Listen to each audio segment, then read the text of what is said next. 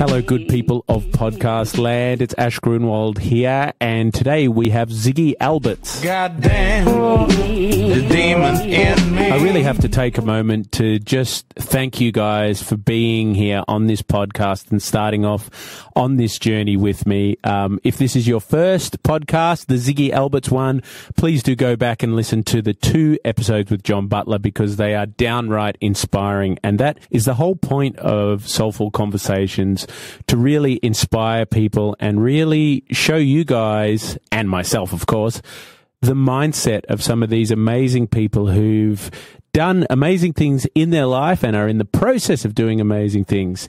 I know I said amazing a lot, but there's a lot of amazing things happening. Anyway, thank you so much for being here. I know that I'm sick of suffering, but and I really would encourage you most strongly to get involved. Leave me messages, direct message me on Instagram or any other socials way. And if you want to help out the podcast, definitely take a little screenshot when you're listening and post it up on your socials with what you got out of it. you know the brother look just like me. You will no doubt be seeing a lot of comments about this young fella who is just ripping at life. I give you Ziggy Alberts. Welcome to Soulful Conversations with Ash Grunwald.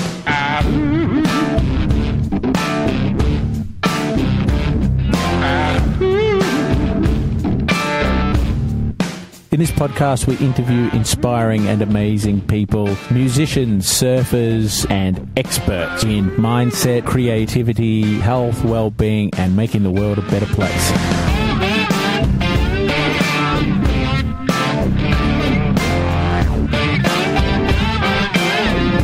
I'm tired of beating around the bush.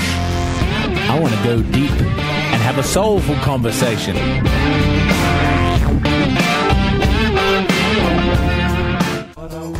This podcast is brought to you by Earth Bottles. At Earth Bottles, we are on a mission to end single-use plastics, offering a full range of beautiful double-insulated bottles, reusable coffee cups, food and tea canisters, stainless steel straws, bags, and lots of plastic-free eco-goodies. Earth Bottles proudly supports the Breast Cancer Network of Australia, Beyond Blue, Hope for Health, Clean Coast Collective, 15 Trees, Bali Baby House, and the UN Refugee Agency. So head over to www.earthbottles.com.au for a 10% discount using the promo code ASHLOVESME. Together, we can make a change and break up with single-use plastics. On the line right now, I have Mr. Ziggy Alberts. How's it going, brother? Good morning, my friend. It's going good. How are you doing today? I'm going really well, man. Where are you? Right now, I'm at my folks' hometown on the Sunshine Coast in Queensland. Just got had a couple days in between shows on this massive Australian-New Zealand regional tour, and got 3 shows left. 34 done, 3 to go. 34 shows, my effing God. Can I just say a little bit of background here? I was looking for some people that might be good for Soulful Conversations, and I was thinking, how's that young Ziggy doing? He's kicking ass at the moment, isn't he?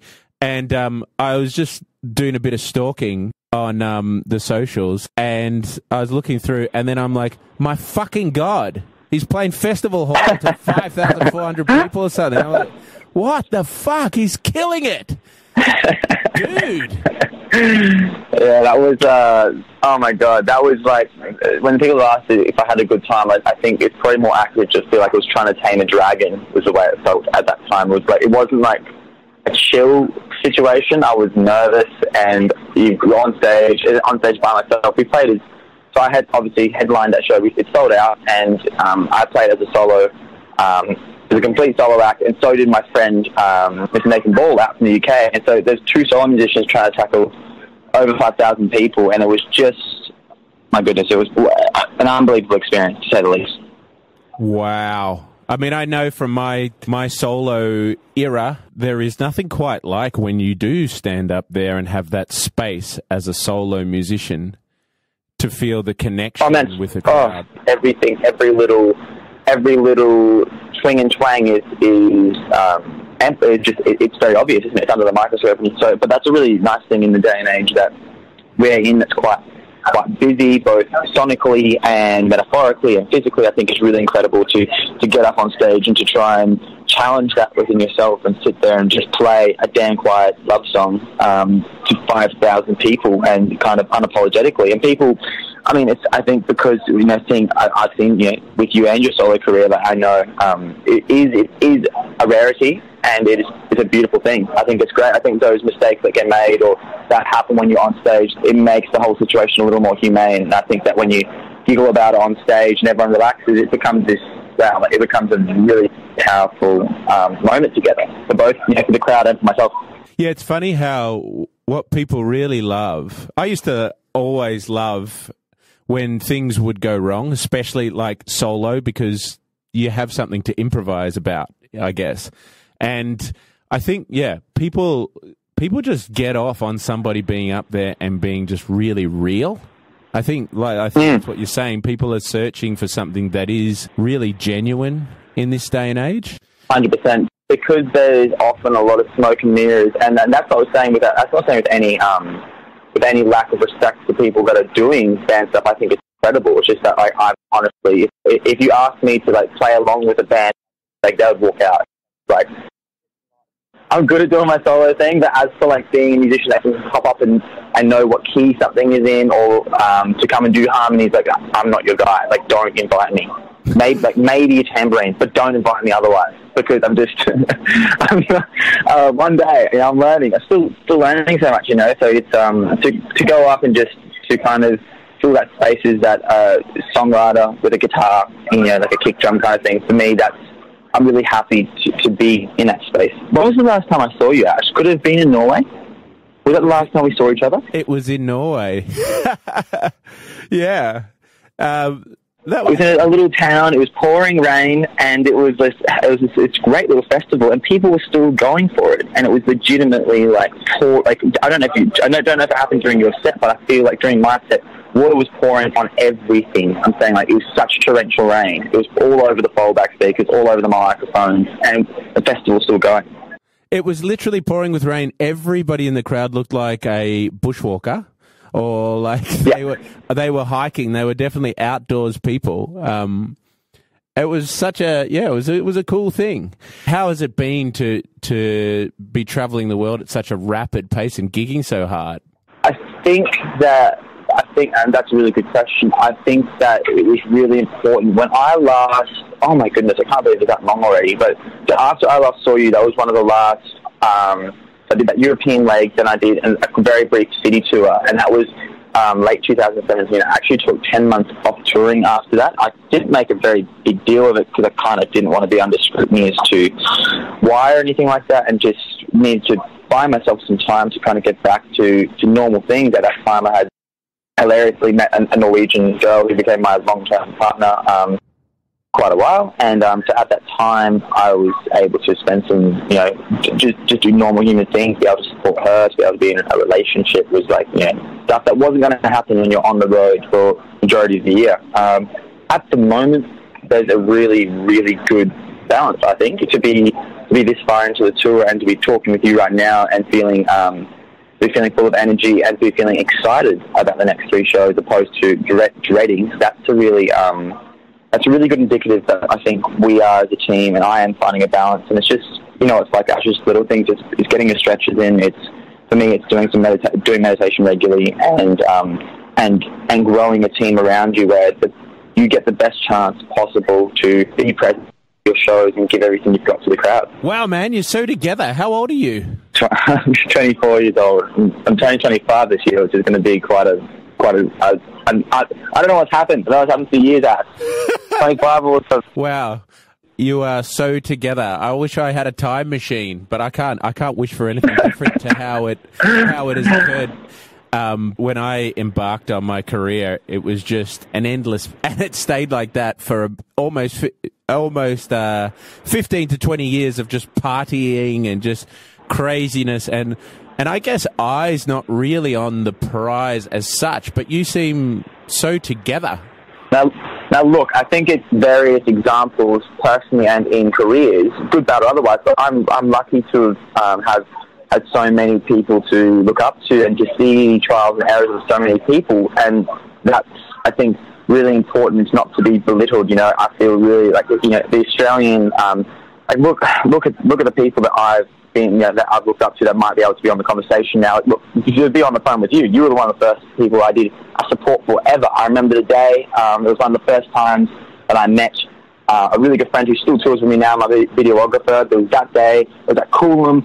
I did your support, and you were again, you know, a very insightful and kind of made me feel comfortable. You know, despite being, I would have been 16 or 17. It was the first year I was playing music, and so I was really lucky to have a wide array of moments of people that stuck out with how to conduct myself. You know, I was never interested in being a dickhead rock star. It just wasn't. I mean, my dad had flogged me, to be honest, so I just didn't have an option even if I wanted to.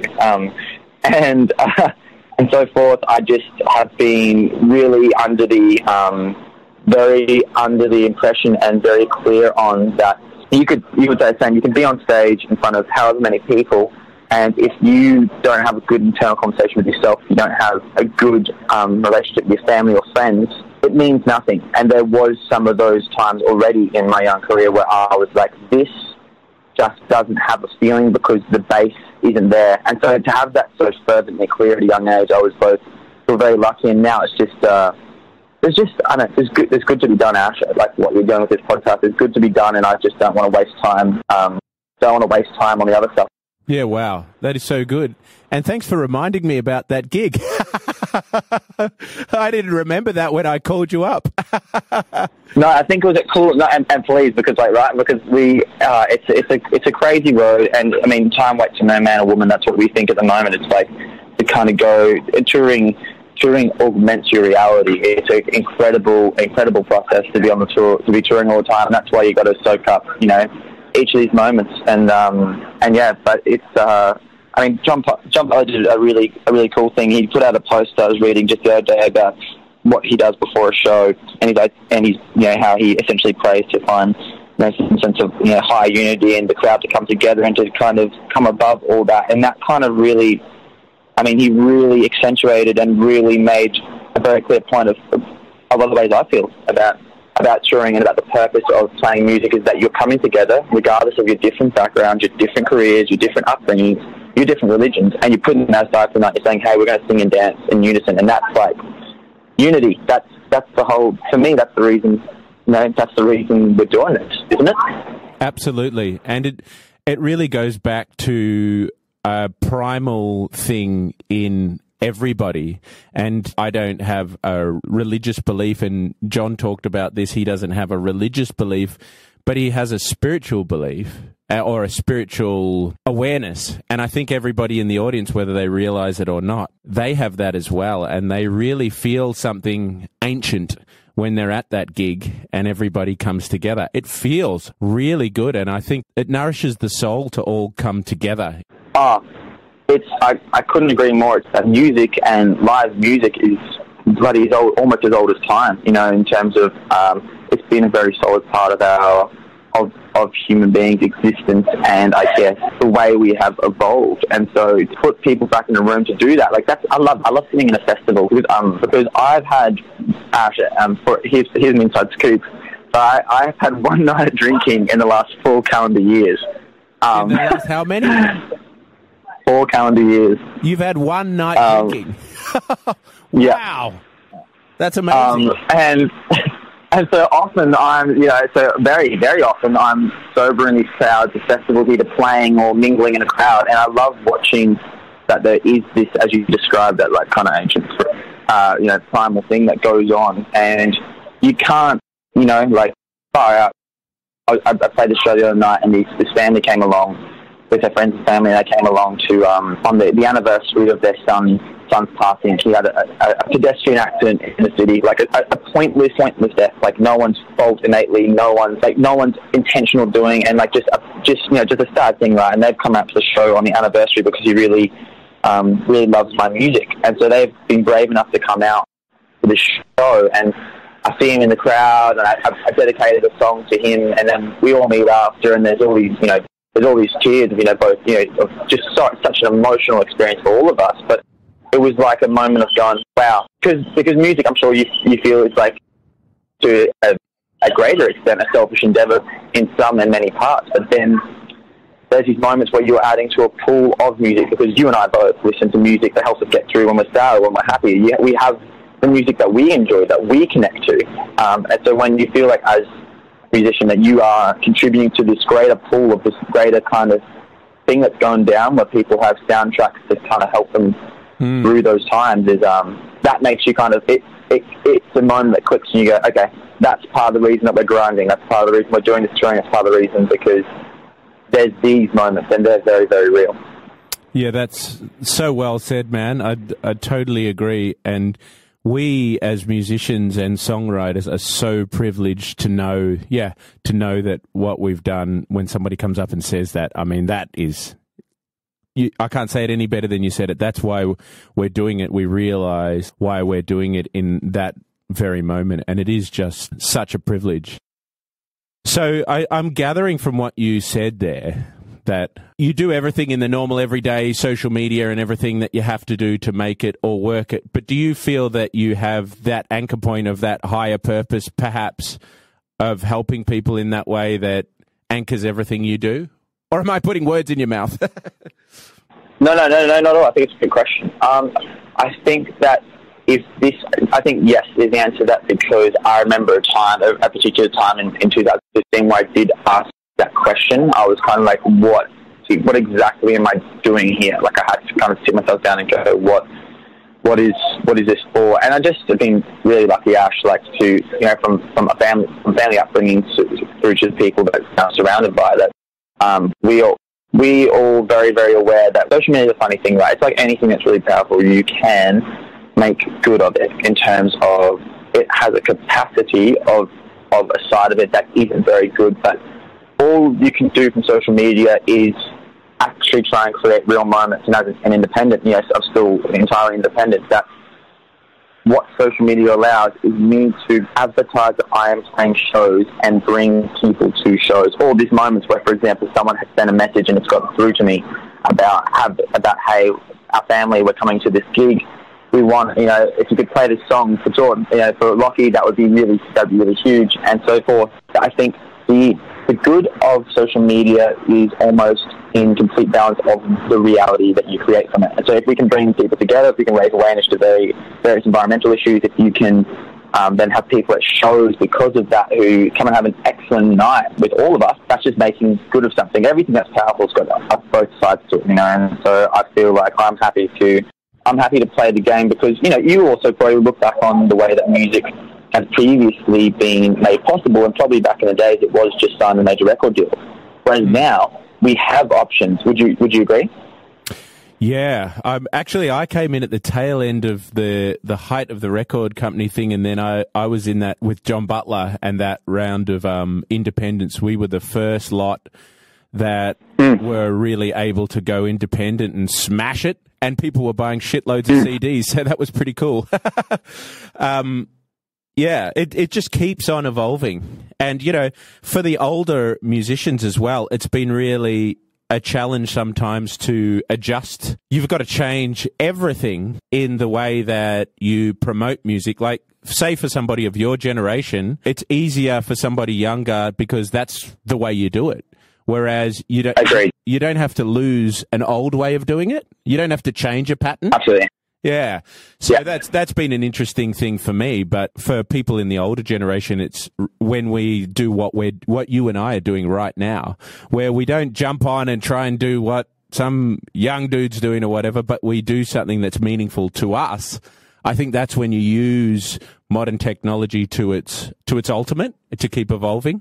That's a really good way to put it, isn't it? It's about using technology to keep improving things. I don't just mean in the sense of improving things for the sake of it. It's that you can improve something to then aid, perhaps. Like, look at it at the moment. Look at the outcry for what's happening in the Great Australian Bight. Social media is allowing a lot of public commentary and a lot of awareness that's being raised that isn't and probably wouldn't be possible by a major printed publication, because it's a free forum, and so therefore people actually have access to free information on really important issues very quickly. Yeah, absolutely. I agree with many of the ills of technology that people talk about, but I do think that we probably don't spend enough time talking like we are right now about the amazing, amazing positives that are coming through from digital technology every day. And it's absolutely, you know, I used to tour around. I remember Benny, who used to play drums with me, saying, "Oh man, remember when I sort of had a thought experiment and I was like, wouldn't it be good if you had something in your pocket?" We had Google already, and I was like a phone or something, but it was like a Googler. And it would be oh my God, Googler, and you would just be able to ask it anything, and you could have access to, and you know, split screen. And I still pinch myself sometimes because I used to say, "Wow, how you would learn at such an accelerated rate if you could have that access and just look up what you needed to look up when you needed it, and it was in your pocket." And we're all doing that now, and we just don't even realize it. That's hilarious. That's awesome. Yeah, look, I think that there's ways. So I think there's a point that I haven't really discussed much with anyone, but something that I've considered, that we are undoubtedly faced with one of the most addictive, unalterated, unregulated pieces of technology that is accessible from a very young age. Yeah, that's the reality of what we've got going on. We are therefore undoubtedly in a position where we have dependency issues, everyone from 10 or younger, as we both know, through to parents and grandparents, so to speak. So we've got this whole huge multi-generational, challenge of dependency and addiction in your pocket, so to speak. That's one side to it. But what I look at is maybe, if you want to take a positive spin from it, or look at what can be done with that, is that we've never been so fervently kind of put in the hot seat to address dependency stuff. Like, if I can, or if you can, do what needs to be done on social media, put your phone down, walk away, and have complete control over that. And if people as individuals can practice that, to use their phone for, as you discussed with them, learning, use their social media for good, use the internet for things that leave a net positive result. We are maybe gifted an incredible opportunity where like dependency, we can really challenge ourselves as like a human. Addiction is one of the negatives that has sort of, with our phones, that has snuck in the back door, because it's not gambling as such. It's not a drug as such. What are some of the other things that maybe our audience should be mindful of when using social media and try and catch themselves out with? I think I think it's excellent. That's a really, really good question. I think that there is a lot of positives from it, and as you said, we are faced with this side of the addiction. They are literally designed to be addictive. Like, it's not a matter of if, they just are designed to engulf you and to take your entire attention. Isn't like that's not, I don't think, an evil thing. I think that's just the point of gaming, of TV. You're trying to catch people's attention, and I think that's what phones and social media do really, really well. I am definitely in the viewpoint and like a sense of very, very pragmatic, because I'm a very all or nothing person, typically speaking, and so you're right. Okay, exactly.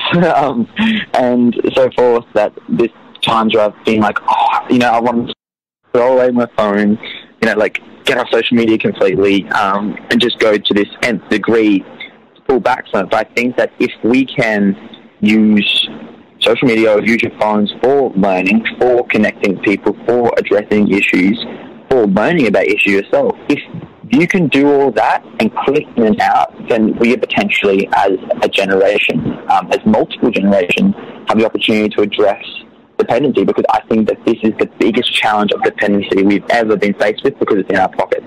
Yeah. And so that can either be looked at negatively. You can go, oh my God, that is such a shame. Or we can say, well, perhaps as human beings, we've never had the opportunity to address that so clearly. Wow. And then everything else will be easy. Wow. Yeah. That's genius. You've flipped it. It's sort of like, what you've done there is you're saying, in a way, it's like meditation. You can use that constant challenge for your attention, and that thing that is specifically designed to be addictive, that is the function of every app, as you say, to get your attention. It's the first thing that's maybe not the first thing. There's nicotine in cigarettes and this and that, but it is deftly being designed and redesigned constantly to get you addicted.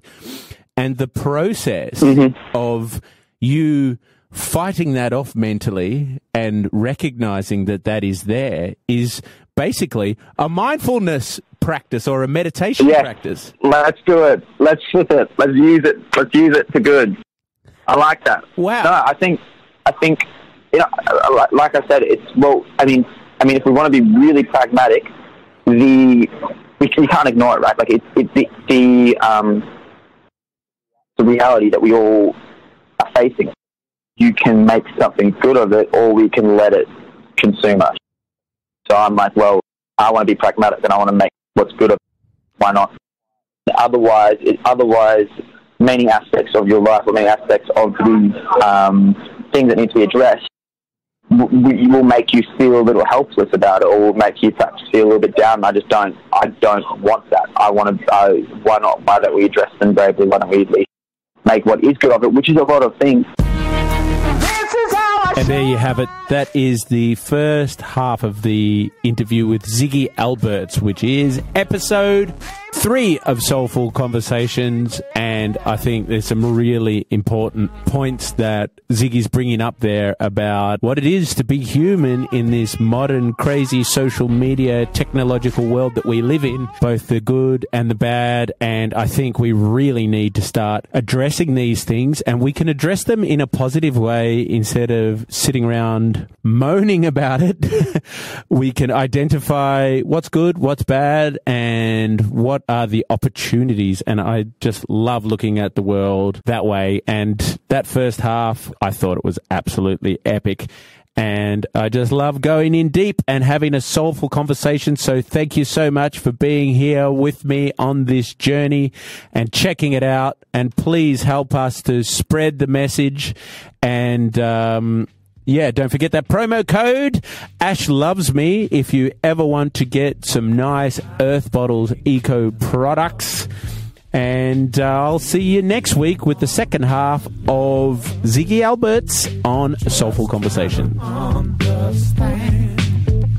Do you want me to be your man? It gets so heavy, and I try to be calm. Just walk away. You said your piece.